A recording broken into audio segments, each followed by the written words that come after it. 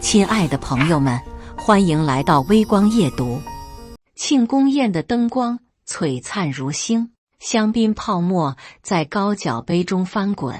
我端着酒杯站在角落，看着台上的许浩然侃侃而谈。他西装笔挺，眉宇间带着得意的光芒，正在向全场宾客介绍着他的创新营销方案。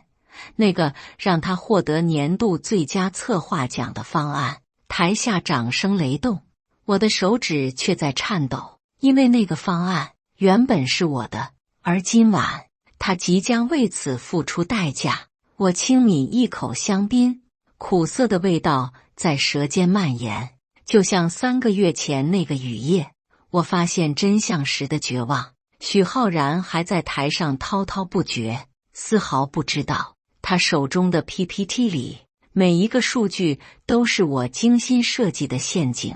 接下来开始我们本期故事，记得点击订阅并开启小铃铛。3个月前的那场雨来得突然，我匆忙收拾桌上的文件，准备下班。办公室里只剩下几盏昏黄的灯光，大部分同事都已经离开，只有许浩然还坐在他的位置上，专注地盯着电脑屏幕。小陈，这么晚还不走？我路过他桌边时随口问道。许浩然抬起头，露出那张总是带着温和笑容的脸，还有点工作要处理。你先走吧。我点点头，拎起包准备离开，却发现钥匙落在了桌上。当我折返回来时，许浩然已经不在座位上，他的电脑屏幕还亮着。我走近一看，心脏瞬间停止了跳，正是我花了2个星期精心准备的营销方案，那个我准备在明天会议上提交的方案。文件名、内容结构，甚至连我独创的数据分析模型都一模一样。我的手开始发抖，鼠标滚轮向下滑动，每一页都是我的心血，每一个图表都是我熬夜制作的成果。但现在他们都出现在许浩然的电脑里。陈俊豪，你怎么还在这里？许浩然的声音从身后传来。我猛地转身，看见他手里拿着一杯咖啡，脸上的表情有一瞬间的慌乱，但很快恢复了平静。我忘了拿钥匙。我努力让声音听起来正常。你在看什么？哦，就是一些资料。他走过来，自然地关闭了屏幕。明天的会议，我也准备了一个方案。我盯着他的眼睛，那里面有我从未见过的东西，狡黠，还有一丝得意。是吗？我的声音有些沙哑。什么方案？保密。许浩然笑了笑。明天你就知道了。那一刻，我明白了一切。我们是同期进入公司的，一直以来关系不错，经常一起讨论工作，分享想法。我以为那是同事间的正常交流，却没想到我的每一个创意都成了他的素材。雨水敲打着窗户，发出单调的节拍声，就像我此刻的心跳。我拿起钥匙，强迫自己保持镇定。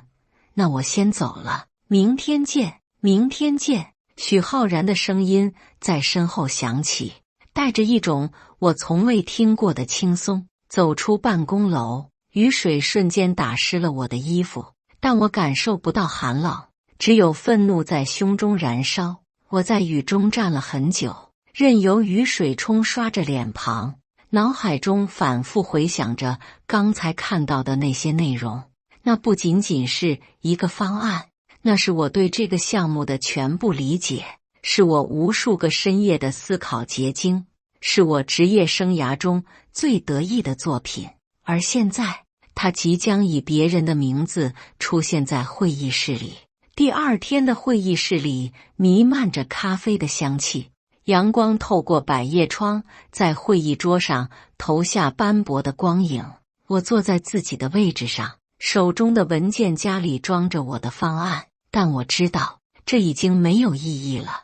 部门经理刘国强准时走进会议室，他的脸上带着期待的表情。今天我们要讨论新产品的营销策略。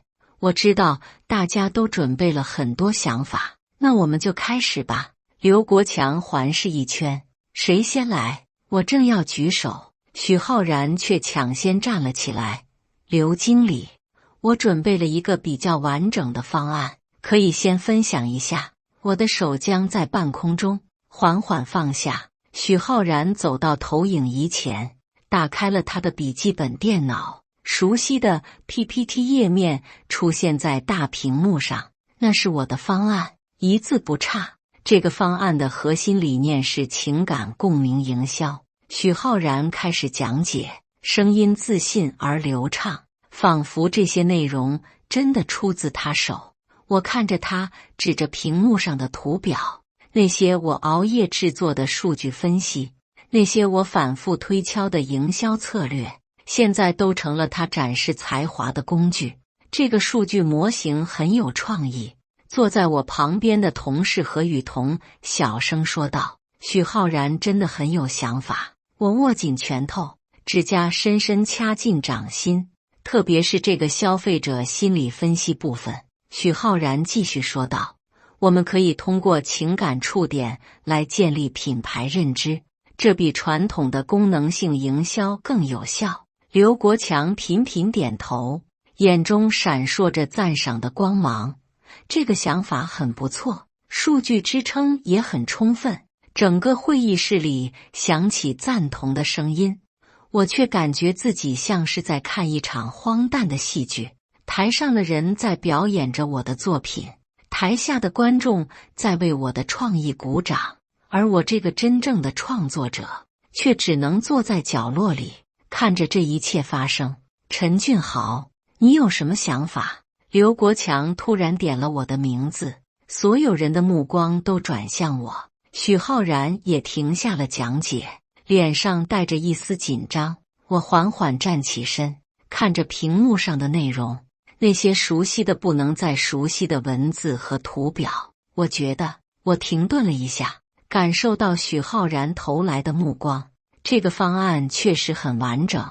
许浩然脸上闪过一丝放松的表情。不过，我继续说道，我想知道这个消费者心理分析的数据来源是什么？这是我设置的一个陷阱。那些数据是我根据多个调研报告综合分析得出的，没有单一的来源。许浩然愣了一下，然后说：“这个是根据市场调研得出的。哪家调研公司？”我追问道。这个，许浩然开始结巴，是综合了多家的数据。我点点头，没有继续追问，但心中已经确认了我的猜测。他不仅偷了我的方案，甚至连方案的具体细节都没有完全理解。会议结束后，刘国强走到许浩然身边，这个方案很有潜力，你准备一下，下周的客户会议上就用这个。许浩然脸上绽放出灿烂的笑容。好的，刘经理，我会认真准备的。我收拾着桌上的文件，心中五味杂陈。我的努力，我的创意，我的心血，就这样成了别人的功劳，而我只能眼睁睁地看着这一切发生，什么都做不了。接下来的一周里，我像往常一样工作，但心情却截然不同。每当看到许浩然在那里修改 PPT， 我就知道他在完善我的方案。每当听到同事们讨论那个创意十足的营销策略，我就感到一阵刺痛。更让我难以忍受的是，许浩然在我面前表现得若无其事，甚至还会主动和我讨论工作。俊豪，你觉得这个客户会喜欢什么样的营销方式？他在茶水间里问我，脸上带着真诚的表情。我看着他，心中涌起一阵厌恶。我觉得情感共鸣比较重要。对，我也是这么想的。他点点头，看来我们的想法很一致。一致？我在心中冷笑。当然一致，因为那本来就是我的想法。客户会议的那天，我被安排坐在会议室的后排，作为技术支持参与会议。客户是一家知名的消费品公司，他们的市场总监是个40多岁的女性，叫徐小燕，以严格著称。我们今天要看的是什么方案？徐小燕开门见山地问道。刘国强介绍道，这是我们的策划师许浩然准备的营销方案，我相信会让你满意的。许浩然站起身，走到投影仪前，我熟悉的 PPT 再次出现在屏幕上。许总，这个方案的核心是情感共鸣营销。许浩然开始讲解，声音比上次更加自信。我坐在后排，看着他指着我制作的图表，讲述着我的创意，心中的愤怒达到了顶点。这个数据分析很有意思。徐小燕指着屏幕上的一个图表说道，能详细解释一下这个模型的构建逻辑吗？许浩然愣了一下，那个模型是我花了3天时间构建的，涉及到复杂的消费者行为分析。这个模型主要是基于消费者的情感反应。他开始解释，但很快就陷入了困境。我看着他在台上结结巴巴，心中既愤怒又可悲。愤怒的是他偷了我的成果，可悲的是他连自己偷的东西都理解不透彻。我觉得这个解释不够清楚。徐小燕皱起眉头，这个模型的数据权重是怎么分配的？许浩然的额头开始冒汗，他看了一眼坐在前排的刘国强，然后说，这个具体的技术细节比较复杂，我们是专业的市场团队，不会觉得复杂。徐小燕的声音变得严厉，如果连自己的方案都解释不清楚，怎么让我们相信执行效果？会议室里的气氛变得紧张，许浩然的脸色越来越难看。刘国强咳嗽了一声，徐总，要不我们先看看其他部分？不用了。徐小燕站起身，一个连核心逻辑都说不清楚的方案，我们不会考虑的。他收拾起桌上的资料，准备离开。就在这时，我站了起来，徐总，请等一下。所有人都转过头看着我，许浩然的眼中闪过一丝恐慌。我可以解释一下这个模型的构建逻辑。我走向前台，作为技术支持，我参与了这个模型的设计。徐小燕重新坐下，好，你来说说。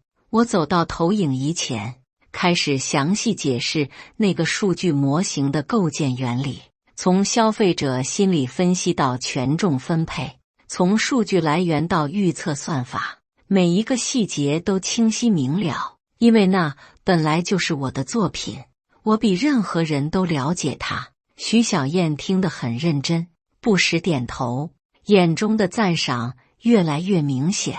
这个模型确实很有创意，她最后说道，看来你们团队的技术实力很强。会议结束后，徐小燕和刘国强握手，这个方案我们会认真考虑的。等客户离开后，刘国强拍了拍我的肩膀，俊豪，今天多亏了你。许浩然站在一旁，脸色阴沉，但还是挤出一丝笑容。是啊，俊豪的技术支持很重要。我看着他，心中涌起一阵复杂的情绪。我救了他，也救了这个项目，但我救的是我自己的作品。1个月后，好消息传来了，客户接受了我们的方案，这个项目成为了公司年度最重要的成功案例，而许浩然理所当然地成为了这个成功的主角。恭喜你，浩然！刘国强在部门会议上宣布，公司决定推荐你参加今年的行业最佳策划奖评选。掌声在会议室里响起。许浩然站起身，脸上带着谦逊的笑容，谢谢大家的支持，这是团队合作的结果。他的目光扫过我，眼中有一丝得意，也有一丝挑衅。我鼓着掌，脸上保持着微笑，心中却在滴血。那个奖项本来应该是我的。会议结束后，许浩然走到我身边，俊豪，真的很感谢你那天的技术支持。不客气。我的声音很平静。我们是同事。对，我们是同事。他拍了拍我的肩膀。以后有什么好的想法，我们可以多交流。交流？我在心中冷笑。他的意思是，以后还要继续偷我的创意吗？接下来的几个月里，我开始有意识地观察许浩然。我发现他确实很聪明，也很会察言观色，但在创意方面，他几乎没有什么原创能力。他的工作方法很简单，收集别人的想法，然后重新包装，变成自己的作品。而我一直是他最主要的灵感来源。我想起了过去2年里的很多细节，我和他讨论过的想法，后来都出现在了他的方案里。我随口提到的创意，不久后就成了他在会议上的发言内容。我一直以为那是巧合，现在才明白那是有预谋的盗窃。更让我愤怒的是，他不仅偷了我的创意，还在公司里建立了创意天才的形象。同事们都认为他很有想法，领导也对他刮目相看。他的职业发展一路顺风顺水，而我作为真正的创意来源，却只能在幕后默默工作，看着别人享受本应属于我的荣誉。这种感觉比被人当面羞辱还要痛苦。3个月后，许浩然获得了行业最佳策划奖。颁奖典礼上，他穿着笔挺的西装，站在聚光灯下，接受着全场的掌声和赞美。我坐在台下，看着他发表获奖感言，心中的怒火已经燃烧到了极点。这个奖不仅仅属于我个人，他在台上说道，也属于我的团队，属于所有支持我的同事。他的目光在台下搜寻，最后停在了我身上，对我点了点头，仿佛在感谢我的支持。那一刻，我做出了一个决定，既然他喜欢偷我的创意，那我就给他一个永远忘不了的创意。既然他喜欢站在聚光灯下，那我就让他在聚光灯下出丑。既然他要玩这个游戏，那我就陪他玩到底。获奖之后，许浩然在公司里的地位更加稳固了。刘国强开始让他负责更重要的项目，同事们也更加尊重他。他俨然成了部门里的明星员工，而我依然在做着我的技术支持工作，依然在幕后默默付出。但这一次，我有了不同的计划。我开始更加主动地和许浩然交流，分享我的想法，讨论工作中的问题。表面上，我们的关系比以前更好了，他也更加信任我，经常向我请教一些技术细节。俊豪，你觉得这个数据分析有什么问题吗？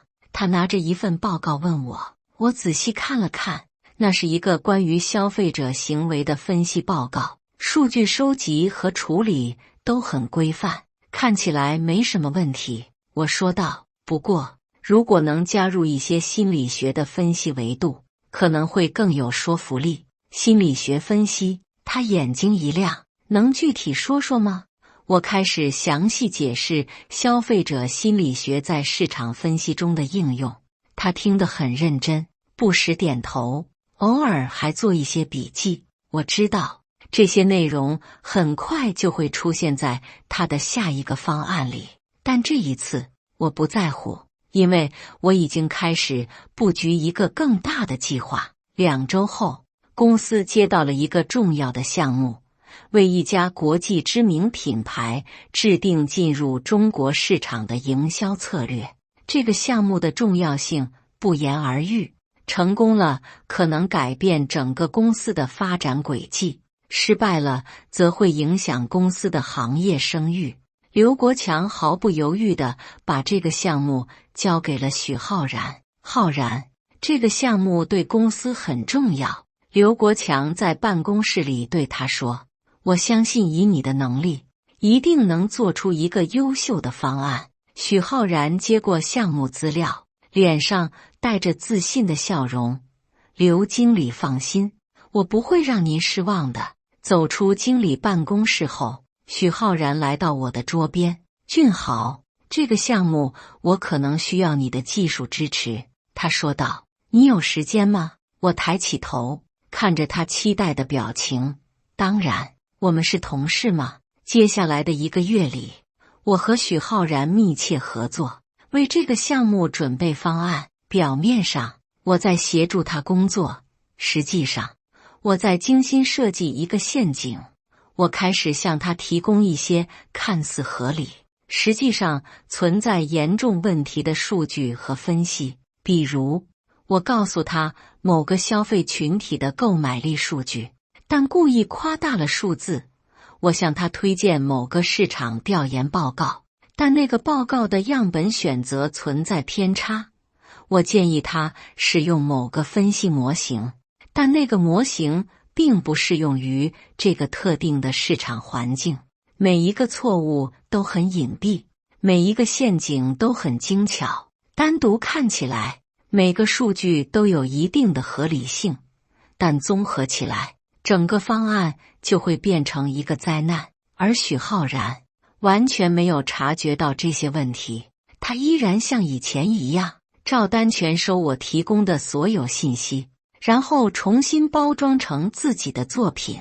俊豪，你的数据分析真的很专业。他一边修改 PPT 一边说道，有你的帮助，这个方案一定会很成功。我点点头，心中涌起一阵复杂的情绪。成功，这个方案确实会很成功，成功的毁掉他的职业声誉。方案完成的那天，许浩然显得格外兴奋。俊豪，你来看看这个 PPT 怎么样？他把我叫到他的电脑前。我觉得这可能是我做过的最好的方案。我看着屏幕上的内容，那些精美的图表，那些看似专业的数据分析，那些充满陷阱的结论。表面上，这确实是一个很完整的方案，逻辑清晰，数据充分，结论明确。但我知道，这些数据中的每一个错误都会在客户面前暴露出来。看起来很不错，我说道，客户应该会满意的。我也这么觉得。许浩然满意地点点头，这次一定能给公司带来一个大项目。第2天，刘国强组织了内部评审会议。参加会议的除了我们部门的同事，还有公司的几个高层领导。许浩然站在投影仪前，开始展示他的方案。这个项目的核心挑战是如何让一个国际品牌快速融入中国市场。他说道，声音自信而清晰。我坐在会议室的角落，看着他指着屏幕上的数据，心中五味杂陈。这些数据每一个都是我精心设计的陷阱，但现在看起来却如此真实，如此有说服力。根据我们的市场调研，目标消费群体的年收入中位数是25万人民币。他指着一个图表说道，我知道这个数字是错误的，真实的数字应该是15万左右。但在这个会议室里，没有人会质疑这个数据的准确性。基于这个收入水平，我们建议采用高端定位策略。他继续说道，又是一个陷阱。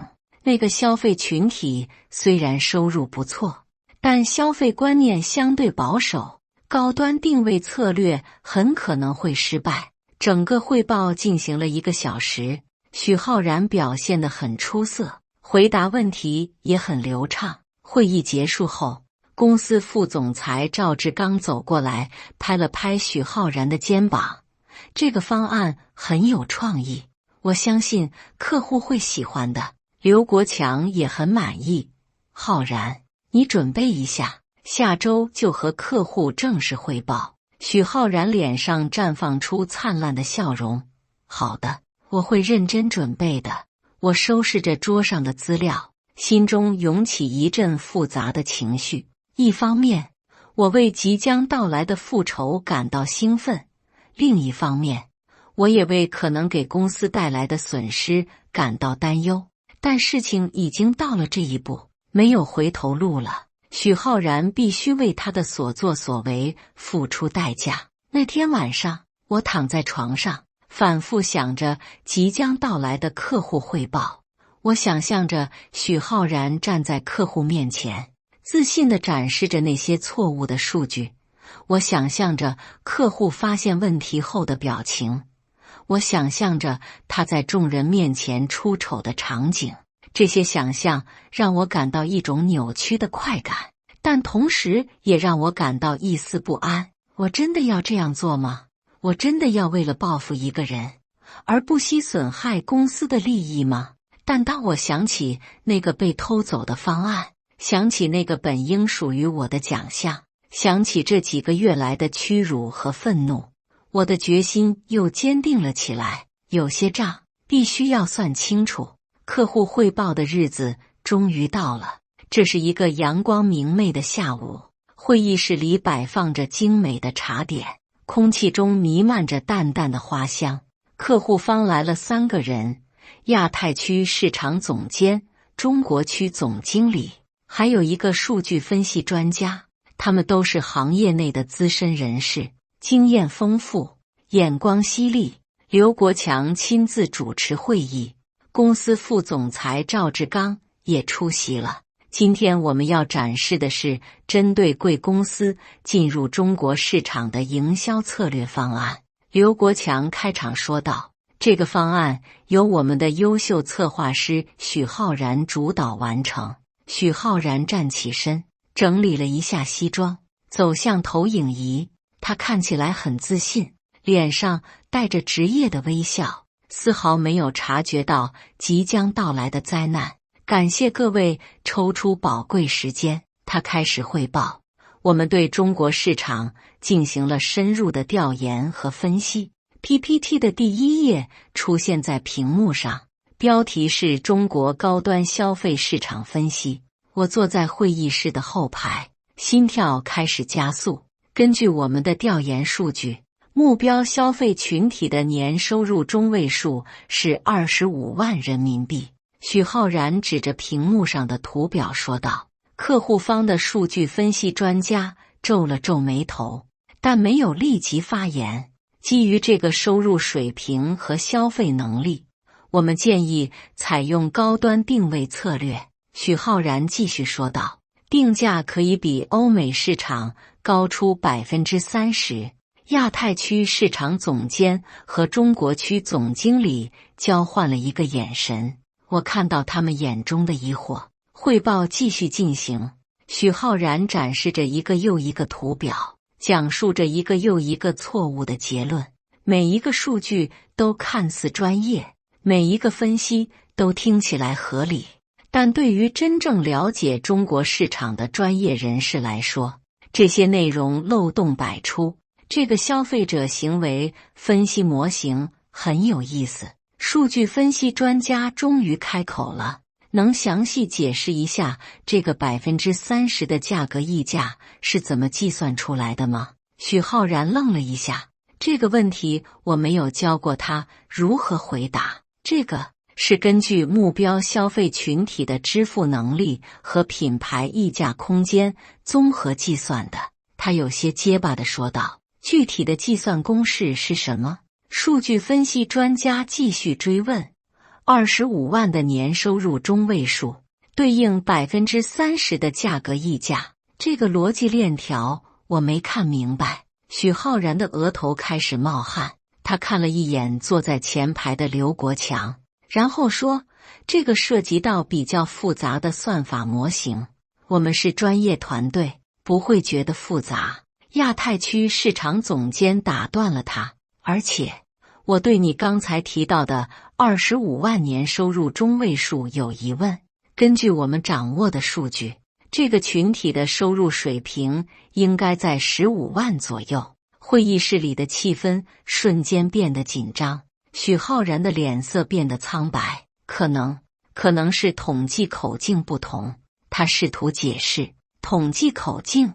中国区总经理冷笑一声：“我们用的是国家统计局的官方数据，请问你们用的是什么数据？”许浩然彻底慌了，他转身看向我，眼中带着求助的神色。但这一次，我不会再救他了。我低下头，装作在整理资料，没有回应他的求助。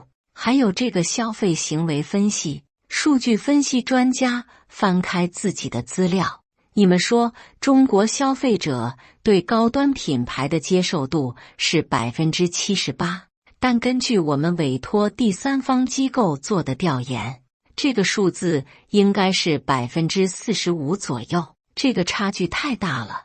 亚太区市场总监皱着眉头说道：“如果基础数据都是错的，那整个方案的可信度就要打问号了。”许浩然站在台前，脸色越来越难看，额头的汗珠越来越明显。我们可能需要重新核实一下数据。他的声音开始颤抖。重新核实？中国区总经理站了起来。你们是在拿我们开玩笑吗？这么重要的汇报，居然用的是错误数据。会议室里陷入了死寂，所有人都盯着台上的许浩然。刘国强的脸色铁青，赵志刚也沉着脸，显然对这种状况极为不满。我觉得今天的汇报可以结束了。亚太区市场总监收拾起桌上的资料，等你们把数据核实清楚了，我们再约时间。3个客户代表起身离开，临走前，中国区总经理对刘国强说：“刘总，我希望下次看到的是一个真正专业的方案。”门关上的那一刻，会议室里的气氛降到了冰点。客户离开后，会议室里一片死寂。许浩然还站在投影仪前，脸色苍白如纸，手足无措地看着大家。赵志刚率先打破了沉默：“这是怎么回事？为什么会出现这么低级的错误？”刘国强的脸色阴沉的可怕：“浩然，你来解释一下。”许浩然张了张嘴，却说不出话来。他再次转头看向我，眼中满是绝望。这些数据都是经过仔细核实的。他的声音微弱得像蚊子。核实？赵志刚冷笑一声：“25万和15万的差距，你告诉我这是核实过的？”我坐在后排，看着这一切，心中涌起一种复杂的情绪。一方面，我为许浩然的窘迫感到快意；另一方面，我也为整个团队承受的压力感到不安。浩然，你先回去整理一下，把数据来源都核实清楚。刘国强深吸一口气，明天给我一个详细的说明。许浩然点点头，收拾起桌上的资料，低着头走出了会议室。他经过我身边时，脚步停顿了一下，但最终还是什么都没说。会议散了之后，我回到自己的座位，心情五味杂陈。复仇的第一步成功了，许浩然在客户面前出了大丑，但这只是开始，真正的高潮还在后面。第二天，许浩然没有来上班，刘国强找到我：“俊豪，你昨天也参与了方案的准备工作，能帮忙核实一下那些数据吗？”我点点头：“当然可以。”接下来的几天里，我认真地核实着那些数据，然后向刘国强汇报了真实的情况。经理，这些数据确实存在问题。我把整理好的报告放在刘国强桌上，收入中位数应该是2万，不是25万。消费者接受度应该是 43%， 不是 78%。刘国强看着报告，脸色越来越难看。这么多错误，浩然是怎么搞的？可能是他太着急了，没有仔细核实数据来源。我体贴地为许浩然找借口，实际上我心中清楚得很，这些错误都是我故意设计的陷阱。1周后，许浩然重新回到了公司，但整个人看起来憔悴了很多。他找到我，声音沙哑地说：“俊豪，那些数据，你确定是准确的吗？”我看着他疲惫的脸庞，心中涌起一丝不忍，但很快就被愤怒压了下去。当然是准确的，我说道。我都是从权威渠道获得的数据，但是客户说的那些，他欲言又止。可能是我们对数据的理解有偏差吧。我装作思考的样子。下次我们要更加小心。许浩然点点头，眼中闪过一丝感激。谢谢你，俊豪。这次的事情让我学到了很多。看着他真诚的表情，我心中涌起一阵复杂的情绪。但是游戏才刚刚开始。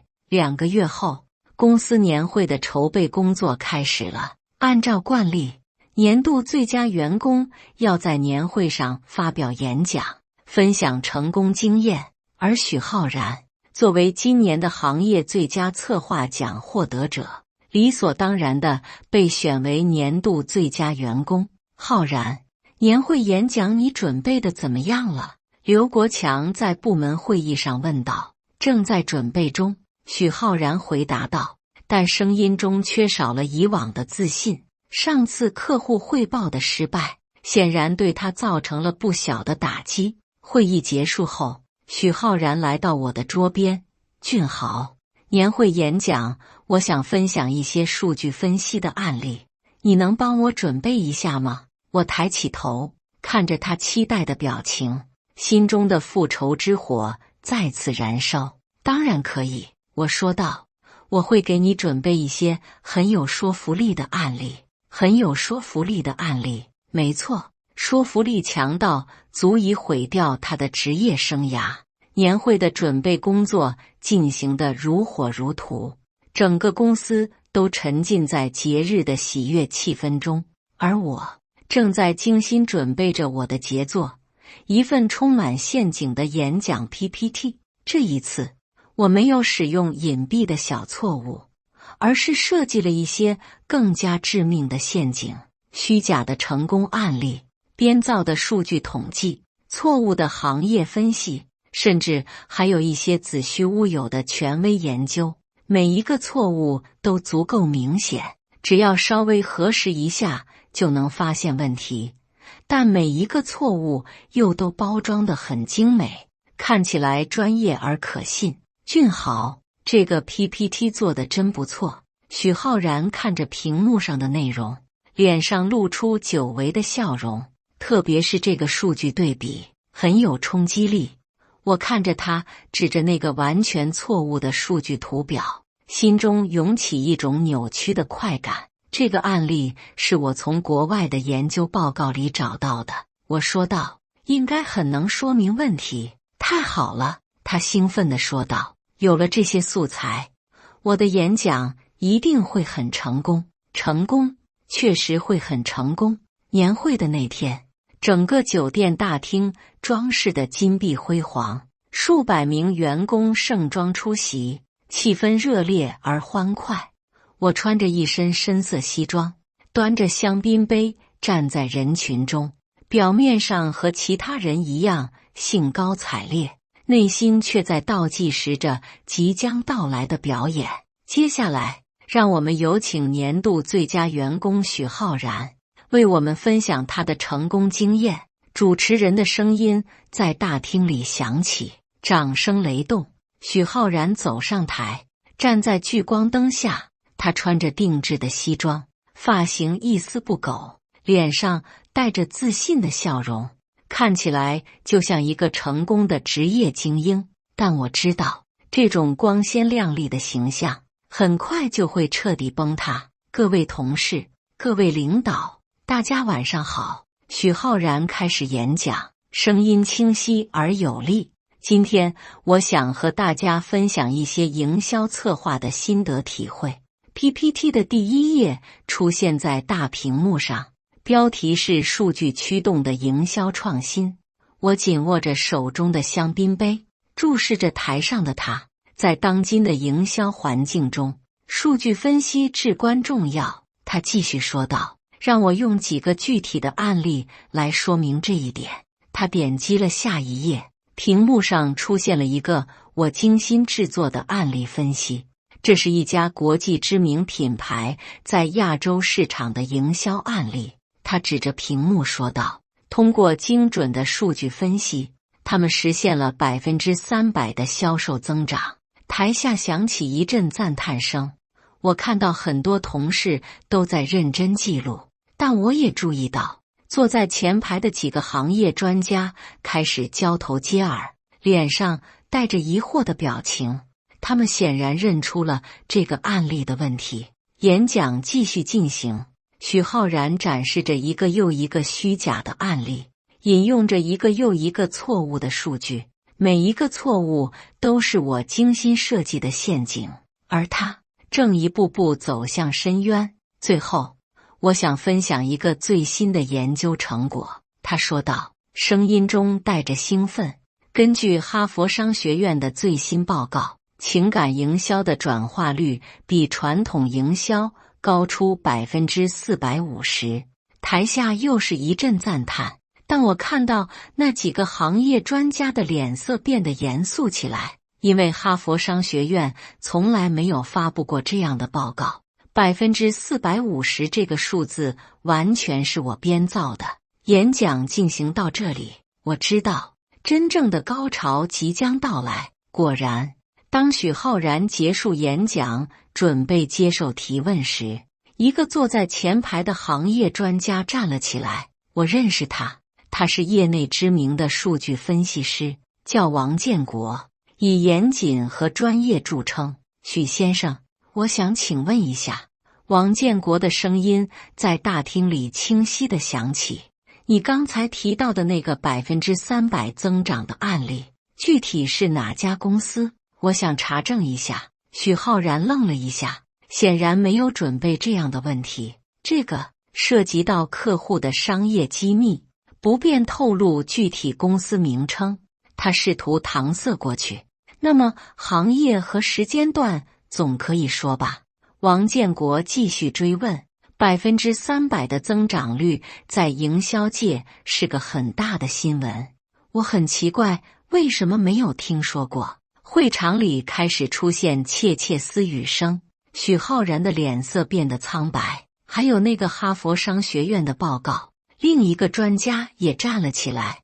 我刚才用手机搜索了一下，哈佛商学院的官网上并没有这样的研究报告。整个会场瞬间安静下来，所有人都看着台上的许浩然。